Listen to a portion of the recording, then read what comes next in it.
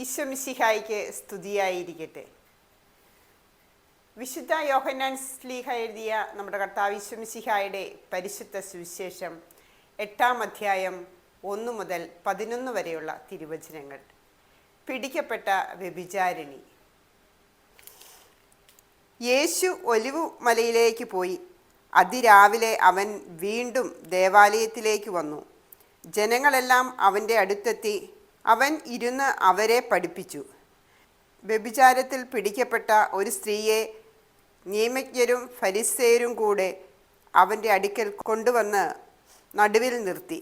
അവർ അവനോട് പറഞ്ഞു, ഗുരുവേ, ഈ സ്ത്രീ വ്യഭിചാരത്തിൽ പിടിക്കപ്പെട്ടവളാണ്. ഇങ്ങനെയുള്ളവരെ കല്ലെറിയണമെന്നാണ് മോശ നിയമത്തിൽ കൽപ്പിച്ചിരിക്കുന്നത്. നീ എന്തു പറയുന്നു? ഇത് അവനിൽ കുറ്റമാരോപിക്കുവാൻ വേണ്ടി അവനെ പരീക്ഷിച്ചുകൊണ്ട് ചോദിച്ചതാണ്. യേശു ആകട്ടെ കുനിഞ്ഞ് വിരൽ കൊണ്ട് നിലത്ത് എഴുതിക്കൊണ്ടിരുന്നു. അവർ ആവർത്തിച്ചു ചോദിച്ചു കൊണ്ടിരുന്നതിനാൽ അവൻ നിവർന്ന് അവരോട് പറഞ്ഞു, നിങ്ങളിൽ പാപം ഇല്ലാത്തവൻ ആദ്യം അവളെ കല്ലെറിയട്ടെ. അവൻ വീണ്ടും കുനിഞ്ഞ് നിലത്ത് എഴുതിക്കൊണ്ടിരുന്നു. എന്നാൽ ഇതു കേട്ടപ്പോൾ മുതിർന്നവർ തുടങ്ങി ഓരോരുത്തരായി സ്ഥലം വിട്ടു. ഒടുവിൽ യേശുവും നടുവിൽ നിന്നിരുന്ന ആ സ്ത്രീയും മാത്രം ശേഷിച്ചു. യേശു നിവർന്ന് അവളോട് ചോദിച്ചു, സ്ത്രീയെ, അവർ എവിടെ?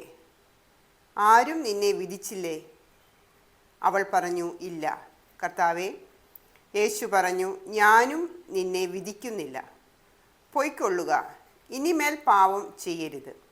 നമ്മുടെ കർത്താവായ ഈശോ മിശിഹായ്ക്ക് സ്തുതി. വിശുദ്ധ യോഹന്നാൻ ശ്ലീഹ എഴുതിയ പരിശുദ്ധ സുവിശേഷത്തിൽ വ്യഭിചാരണത്തിൽ ഏർപ്പെട്ട സ്ത്രീയെ യേശുവിൻ്റെ മുമ്പാകെ കൊണ്ടുവരുന്ന ഒരു ജനാവലിയാണ് നമ്മളിവിടെ കാണുന്നത്. യേശുവിനോട് പറയുകയാണ്, ഇവൾ വ്യഭിചാരിണിയാണ്. മോശയുടെ നിയമപ്രകാരം എഴുതപ്പെട്ടിരിക്കുന്ന പോലെ വ്യഭിചാരം ചെയ്തവളെ കല്ലെറിയണമെന്നാണ് മോശയുടെ നിയമം.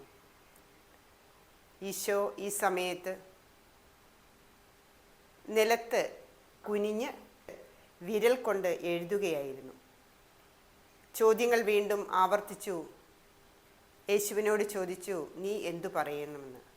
യേശു പറഞ്ഞു, നിങ്ങളിൽ കുറ്റം ചെയ്യാത്തവൻ ഇവളെ കല്ലെറിയുക.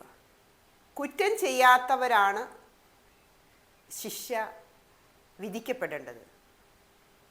അല്പസമയം കഴിഞ്ഞപ്പോൾ ഈശോയും യേശുവും ആ സ്ത്രീയും മാത്രമേ അവിടെ ഉണ്ടായിരുന്നുള്ളൂ. ബാക്കി എല്ലാവരും പിരിഞ്ഞുപോയി. നമ്മുടെ കുറ്റങ്ങൾ നാം മറച്ചുവെച്ച് മറ്റുള്ളവരുടെ കുറ്റങ്ങൾ കണ്ടുപിടിച്ച് അവരെ ശിക്ഷിക്കുവാൻ മുതിരുന്ന ഒരു വിഭാഗമാണ് നമ്മുടെ ഇടയിലുള്ളത്. എല്ലാ കുറ്റങ്ങളും ക്ഷമിക്കുവാൻ ഒരേ ഒരാൾ മാത്രമേ ഉള്ളൂ, യേശുനാഥൻ. യേശുവിൻ്റെ സ്നേഹമാണ് നമ്മൾ ഇവളെ കാണുന്നത്. നിങ്ങളിൽ കുറ്റം ചെയ്യാത്തവൻ ഇവളെ കല്ലെറിയുക എന്ന് പറഞ്ഞപ്പോൾ തന്നെ അവിടെ കൂടിയിരുന്ന മുഴുവൻ ജനങ്ങളും പിരിഞ്ഞുപോയി. ഒന്ന് നോക്കുക, തെറ്റ് ചെയ്യാത്തവർ ഈ ലോകത്തിൽ ആരുമില്ല, ഒന്നല്ലെങ്കിൽ മറ്റൊന്ന്.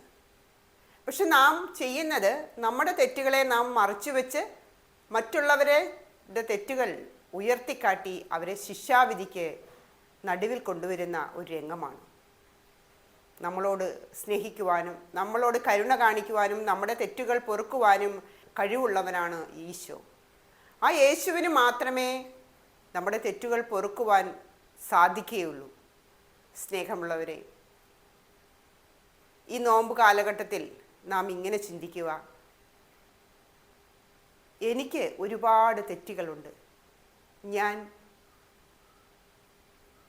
എൻ്റെ തെറ്റുകളെ മായ്ക്കുവാൻ ഞാൻ എന്ത് പ്രായശ്ചിത്തമാണ് ചെയ്യേണ്ടത്?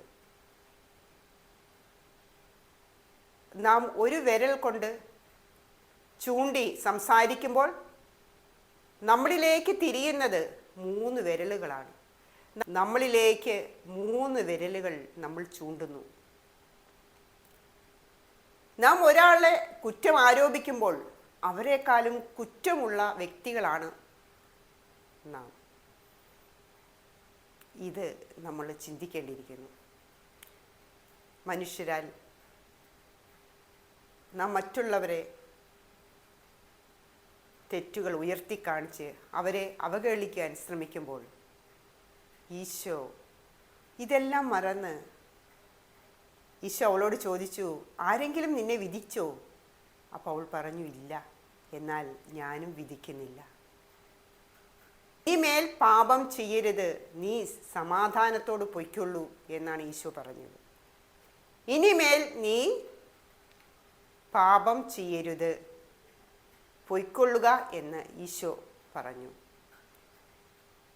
തൻ്റെ പാപങ്ങൾ ഈശോ ക്ഷമിച്ചുവെന്ന് അവൾ അറിഞ്ഞപ്പോൾ സമാധാനത്തോടെ പോകുവാനും മേലിൽ പാപം ചെയ്യില്ലെന്ന് ഈശോ പറഞ്ഞപ്പോൾ അവൾക്കത് ഉൾക്കൊള്ളുവാനും സാധിച്ചു. ഈ നോമ്പ് കാലഘട്ടത്തിൽ നാം മറ്റുള്ളവരുടെ കുറ്റങ്ങൾ ഉയർത്തി കാണിക്കാതെ നാം നമ്മിലേക്ക് തന്നെ തിരിയുക. നമുക്കെത്രമാത്രം കുറ്റങ്ങളുണ്ട്, നമുക്കെത്രമാത്രം തെറ്റുകളുണ്ട്, അതെല്ലാം നാം കണക്കിലെടുത്ത് ധ്യാനിച്ച് ഈശോയുടെ തിരുരക്തത്താൽ കഴുകി വിശുദ്ധീകരിക്കുവാൻ ഈ നോമ്പ് കാലഘട്ടത്തിൽ നമുക്ക് ഓരോരുത്തർക്കും പ്രാർത്ഥിക്കാം. ഈശോ മിശിഹായ്ക്ക് സ്തുതിയായിരിക്കട്ടെ. ആമേൻ.